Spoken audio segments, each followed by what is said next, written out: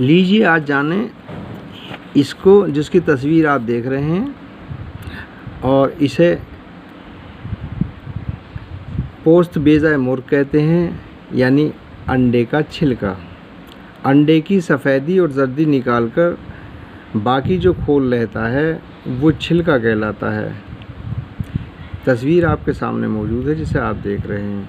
अंडे के छिलके को सोख्ता करके या इसका कुस्ता बनाकर आँखों के मर्ज़ों में इस्तेमाल करते हैं और सुरमा बनाकर आँखों में लगाते हैं, और अक्सर खून और नक्सीर रोकने के लिए भी इसको इस्तेमाल करते हैं, नाक में लगाते हैं। जिरियान धात और लिकोरिया सैलानो-रहम जैसी बीमारियों में से अक्सर इस्तेमाल किया जाता है, और इसकी मिकदार खुराक 2 से 4 रत्ती तक हुआ करती है।